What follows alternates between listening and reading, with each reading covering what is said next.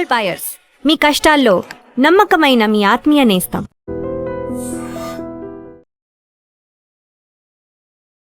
నమస్తే, welcome to I dream talking point with Kavitha.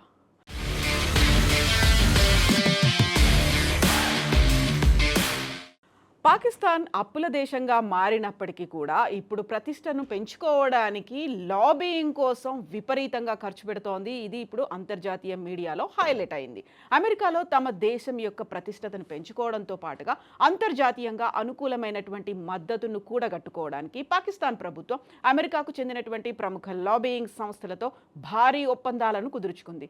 Pakistan తన ప్రతిష్టను కాపాడుకునే ప్రయత్నాల్లో భాగంగా అమెరికాకు చెందినటువంటి Irvin Grave strategy Group LLC అనే సంస్థతో ఒప్పందం చేసుకుంది. దీని విలువ సుమారు $1.2 మిలియన్ నుంచి $1.3 మిలియన్ ఉంది. అమెరికాకు చెందినటువంటి కమర్షియల్ లాబియింగ్ పబ్లిక్ రిలేషన్స్ సంస్థ అయినటువంటి ఇర్విన్ గ్రేవ్ స్ట్రాటజీ గ్రూప్ ఎల్ఎల్సితో పాకిస్తాన్ కీలకమైనటువంటి ఒప్పందం చేసుకుందని US foreign agents registration act FARA తెలియజేసింది. అమెరికా ప్రభుత్వంలో ముఖ్యంగా వైట్ హౌస్, పెంటగాన్, యుఎస్ కాంగ్రెస్లో పాకిస్తాన్ ఇమేజ్ను పునర్నిర్మించడం ఈ లాబియింగ్ ముఖ్య ఉద్దేశం. పాకిస్తాన్ ప్రభుత్వం ఇర్విన్ గ్రేవ్ సంస్థ మధ్య మే నెల 1న $1.2 మిలియన్ ఒప్పందం జరిగిందని వెల్లడైంది. పాకిస్తాన్ నెలకు $50,000 చొప్పున 24 నెలల పాటుగా అంటే $1.2 మిలియన్ ఆ సంస్థకు చెల్లించనుందని తెలిసింది. సంస్థ సేవలు మొదలు కావడానికి 3 నెలల ముందే పాకిస్తాన్కు $150,000 ఆ కంపెనీకి చెల్లించింది అనేటువంటిది వార్త.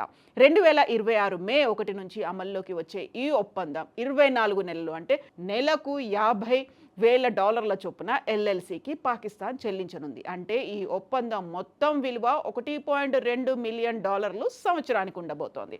ఈ డీల్లో మొదటి 3 నెలల సేవలను అందచేయడానికి $150,000 పాక్ ముందస్తుగానే చెల్లించింది. ఉగ్రవాద నిరోధం, ప్రాంతీయ స్థిరత్వం, తమ భాగస్వామ్యాన్ని హైలైట్ చేయడం ద్వారా అమెరికా నుండి సైనిక భద్రతాపరమైనటువంటి మద్దతును కొనసాగేలా చూసుకోవడం ఇందులో ప్రధానంగా ఉండబోతున్నాయి.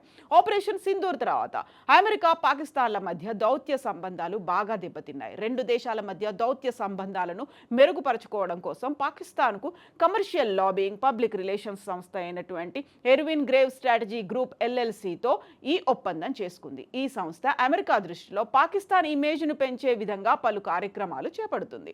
ఆపరేషన్ సింధూర్ సమయంలో financial action task force FATF white లిస్టింగ్ను కొనసాగించడం కోసం ఇస్లామాబాద్, వాషింగ్టన్లో దూకుడుగా లాబియింగ్ను చేసింది. అమెరికా పాలక వర్గాన్ని పదే సంప్రదించింది. అమెరికా చట్టసభ్యులు, కాంగ్రెస్ సహాయకులు, రక్షణ రంగ సిబ్బంది, ట్రెజరీ అధికారులతో పాటుగా భద్రతా సలహాదారులు, అక్కడున్నటువంటి మీడియా ప్రతినిధులతో కూడా పాకిస్తాన్ దాదాపు 60 సంప్రదింపులు జరిపింది. అమెరికా విదేశీ ఏజెంట్ల నమోదు చట్టం కింద విడుదలైనటువంటి పత్రాల ప్రకారం పాకిస్తాన్ రాయబారి, రక్షణ శాఖ ముఖ్య కార్యదర్శితో ఈమెయిల్లు, ఫోన్ కాల్స్, ప్రత్యేక సమావేశాల ద్వారా 60 మందికి పైగా అధికారులను, మధ్యవర్తులను పాకిస్తాన్ సంప్రదించింది. ఇది ఆపరేషన్ సింధూర్ సమయంలో జరిగింది. పహల్గామ్ ఉగ్రదాడి తర్వాత భారత్ చేపట్టినటువంటి సైనిక చర్యలను ఆపాలని, ఈ విషయంలో జోక్యం చేసుకోవాలని అమెరికాను ఈ లాబీయిస్టులు కోరారు. ఈ చర్చలు కాంగ్రెస్, పెంటగాన్, స్టేట్ డిపార్ట్మెంట్, ప్రముఖ అమెరికా జర్నలిస్టుల వరకు విస్తరించాయి. పాకిస్తాన్ ప్రతినిధులు కశ్మీర్ వివాదం, ప్రాంతీయ భద్రత, అరుదైన ఖనిజాలు, ద్వైపాక్షిక సంబంధాల గురించి నిశితంగా చర్చించారు.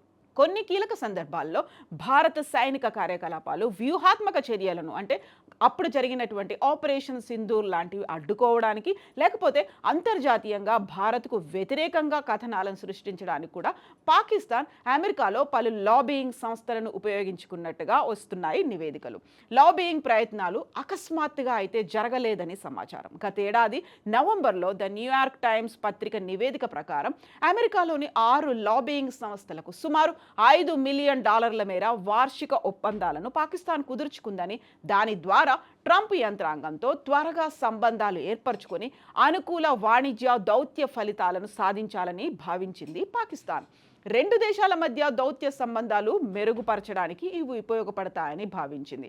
ఆఫ్ఘనిస్తాన్ నుంచి వస్తున్నటువంటి సరిహద్దు ఉగ్రవాద ముప్పును పాకిస్తాన్ ఒంటరిగా ఎదుర్కొంటోందని, ప్రాంతీయ స్థిరత్వానికి పాకిస్తాన్ కీలకమని ఆ సంస్థ అమెరికాకు వివరించడానికి ఈ లాబీయిస్టులను సంప్రదించింది పాకిస్తాన్. ఉగ్రవాదానికి వ్యతిరేకంగా పనిచేసే పోరాటంలో అమెరికాకు పాకిస్తాన్ సరైన భాగస్వామి అని ఈ లాబియింగ్ ద్వారా ప్రొజెక్ట్ చేయాలనుకుంది. గతంలోనూ సుమారు 6 లాబియింగ్ సంస్థలతో దాదాపు $5 మిలియన్ వరకు భారీ ఒప్పందాలను కుదుర్చుకుని పాక్ తన అసత్య ప్రచారాన్ని తీవ్రతరం చేసింది.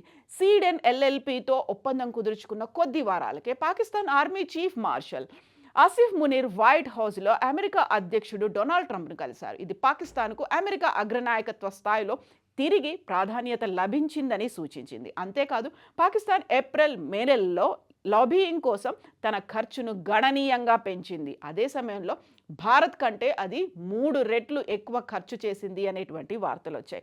అదే తరుణంలో పాకిస్తాన్ ప్రధానితో పాటుగా ఆర్మీ చీఫ్ కూడా డొనాల్డ్ ట్రంప్కు నోబెల్ పీస్ ప్రైజ్ ఇవ్వాలి అనేటువంటి ప్రచారాన్ని చేశారు. ఎట్ ద సేమ్ టైం ఇప్పుడు జరుగుతున్నటువంటి ఇరాన్, అమెరికా, ఇజ్రాయెల్ మధ్య యుద్ధానికి కూడా మధ్యవర్తిత్తులుగా వహించడంతో పాటుగా ఇస్లామాబాద్ను వేదికగా చేయడం కూడా అందులో భాగమనే వార్తలు వినిపిస్తున్నాయి. బట్ ప్రధానంగా ఆపరేషన్ సింధూర్ సమయంలో అమెరికా మధ్యవర్తిత్వం వహించడానికి, అమెరికా ఇన్వాల్వ్ అవ్వడానికి ఈ లాబీయిస్టులు వారిని పాకిస్తాన్ ఎంకరేజ్ చేసింది అనేటువంటి వార్తలు కూడా వస్తున్నాయి. మొత్తానికైతే ఇప్పుడు లాబీయిస్టుల కోసం విపరీతంగా పాకిస్తాన్ ఖర్చు పెడుతోంది. అది కూడా అమెరికా అనుకూలంగా ఉండేటువంటి వారిని సంప్రదిస్తోంది.